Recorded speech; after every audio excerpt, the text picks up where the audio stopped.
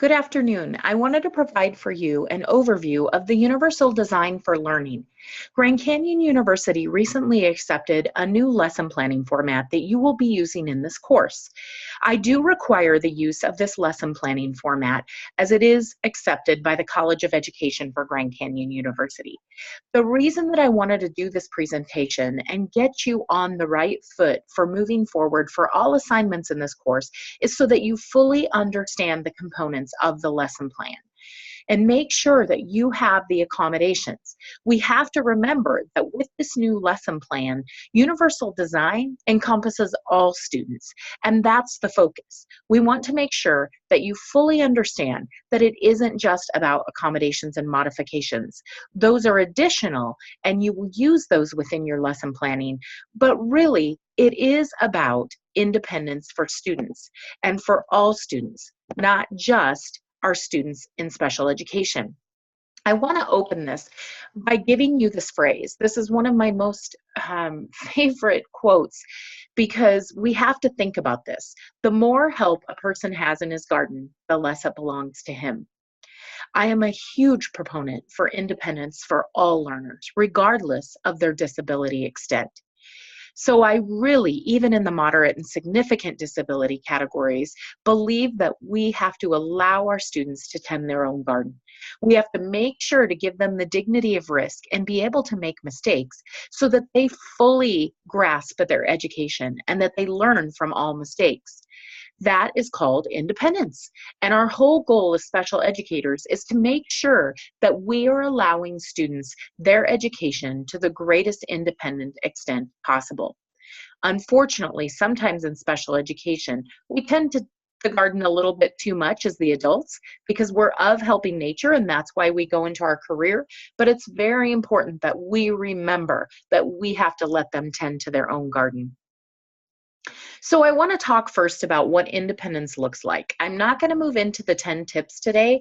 I am going to provide an additional presentation that Jessica Broderick from ESU 13 and myself did at our midwinter conference for our 21 districts this year. That will give you a ton of links for items that you might choose to use in your lesson planning for this course. But I want to talk a little bit about self-determination because our whole goal of special education is to have self-determined learners, to have learners that have that independent piece. You'll notice in this visual that independence is at the middle, but we also have the components that have to be built in order to get independence in students. That's autonomy. We have to make sure that they have the competence to be able to be independent. We have to make sure that we give them the skills necessary and beef up those skills in order to get them to learn. We have to have relatedness. Do the students understand the purpose? Do they understand their vision? Do they understand their objectives? That's a big, huge part of either the Danielson or the Marzano method, and I'll talk a little bit more about those during this course. But we have to make sure that they have relatedness components. Do they understand the purpose for their learning? If they do, then they might independently take that on. We have to remember that we have to make them autonomous. It has to be theirs. It has to be their garden. And so if we have those three components, we can definitely gain that independence. But remember that the goal to self-determination, it's a process. That road is a process. And you are the gatekeeper. You are the guide for those students in the special education process. We have to ensure that all components of that are built. We have to ensure that our students have self-value and that they have dreams, they have strengths and weaknesses, and they know their options in life. We have to make sure that we plan effectively for them, that our goals that we write are efficient and measurable, and they are effective goals, and that they will get the student to where they need to be, and that they're not cookie cutter goals. We have to make sure that we're anticipating results so that we know where we need to be and what our outcomes really are. We have to make sure that we take the actions that are necessary. And that's what this course is about. We're going to talk about taking the risks in math. We're going to talk about accessible resources and supports. And we're going to talk about communicating progress with our students and our parents and any advocates that might be involved in this process. So this particular presentation right now, the introduction, is going to focus on the actionable steps because that's what this course is about. The universal design for learning and really bringing that as a key component for all learners. So I want to give you just a little overview if you don't have that background knowledge about what Universal Design for Learning is. That is the key basis, as I said, for that GCU new lesson planning template.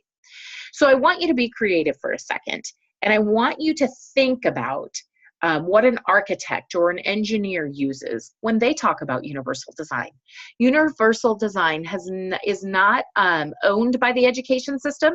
It's been used in architecture and in engineering for years. So if you think about a roller coaster, and this is a huge stretch, think about how many modifications were suggested to that to make sure that the greatest amount of people that ride it are able to do so. Do we have handicap accessibility? Do we have access for individuals that may need an outside? Do we have access? Do we have safety? Do we have all of those elements in place that will make sure that all riders can be successful at enjoying that ride? How do we get that accessibility? It's not an easy process. We have to plan it. Architectures and engineers do not just randomly go into a process. We have to remember that. We have to remember what are some of our group's thought processes when creating this. It is a team, and that's the biggest thing. I don't believe a roller coaster was developed by one person. I don't believe that a building is developed by one person or a machine. It is an entire team that comes together to identify what is necessary for people to be successful at what they're doing or to access a building. Would it be easier to incorporate the ideas generated when the building was built or go in and make alterations later? I'm assuming there was a very large plan to create that roller coaster for accessibility. We have to remember that Rome wasn't built in a day, and neither are our strong classrooms and our effective classrooms. So we have to make sure that we take an active role in making sure that we implement the universal design for learning. So what is it? It's basically an environment that everyone can access. Everyone can understand the content, and everybody has the ability to express their learning. That's essentially what the universal design in a classroom is. We have to make sure that we are meeting the needs of all learners. And so this is where that us against them and special education, general education is beginning to meld. And I'm very excited for this opportunity in education, because when I came into special education, it was very much that I was doing the work and they were my students, but they are no longer my students. They are all of our students, and we have to remember that. And so it's our job to collaborate to make sure that a universal design in the classroom is there. We're moving away from accommodations and modifications that meet just our learners' needs, because I want to offer that there are probably 10 to 15 students in a math classroom that could use all of the accommodations and modifications that our students are getting. Sometimes I say that the students that are served on an IEP might be the lucky students, because there is a specific plan in place that helps them learn. But we have to remember that there are other students.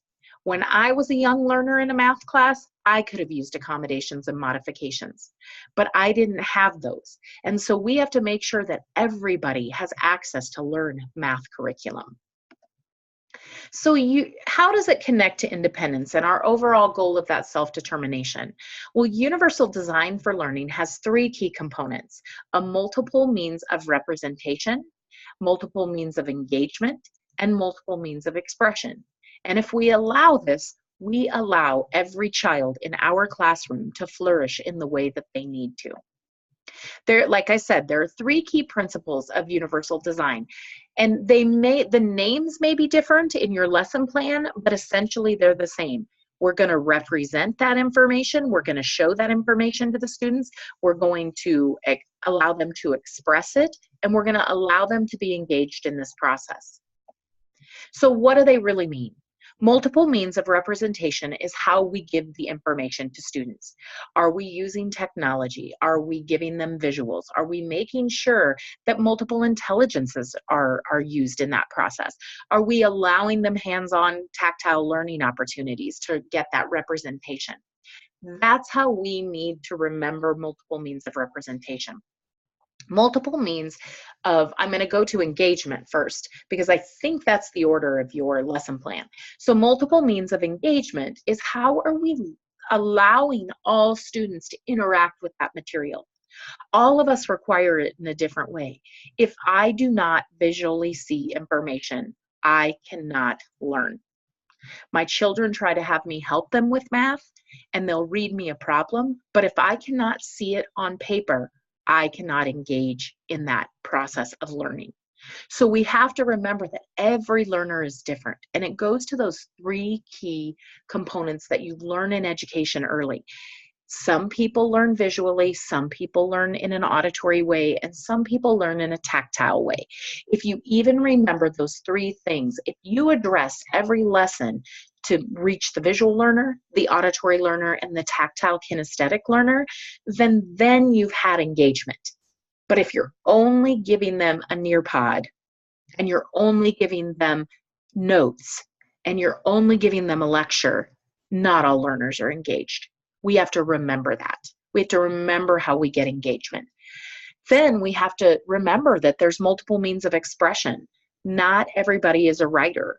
Not everybody needs to write out the whole problem. Not everybody can express it by writing out the problem. Some people need to show you with actual manipulatives. So math is one of those things that UDL is so critical, and that's why you're using that UDL-based lesson plan. So it is very important that you follow that lesson plan because it puts you in that mindset to make sure that your kids are getting it in every way they need. So multiple means of representation. I'm going to give you just a few ideas, and then that attachment that I'm going to include on the presentation will have links to ideas. These may be things that you choose to use in your classroom, in your lesson plan, but they may not, and that's okay. But I just want to be able to provide you ideas. I'm going to be giving you some links to checklists for UDL. I do expect you to use those as you move through your lesson plans because that's going to make sure that you get the ultimate points. It's going to make sure that you really begin to build that process in your mind of knowing that you've got to do that. So there's a lot of ways as teachers that we can use multiple means of representation. We might use video modeling. I'm going to talk a lot about concrete, abstract, representational throughout the course, and then in your final assignment, the second to last large unit plan, it requires you to use it. It's one of the things that I've been the most successful at with math. You're going to illustrate through multiple media sources. You're going to use multisensory approaches. You're going to use text to speech, speech to text. That may be the best way that you need to have multiple means of representation. You're going to use peer-to-peer support or peer tutoring. That is an often underutilized thing in special education. We want to put a para with people, and we want to put us with them, and we want to sit in a small group all the time, but that is not independent learning. When we use peer-to-peer support and peer tutoring, we are making that student far more independent. So we have to remember those pieces. Multiple means of expression. We might have goal setting. We might have supported responses. We might use physical activity or actionable lessons. And we might use organizational support.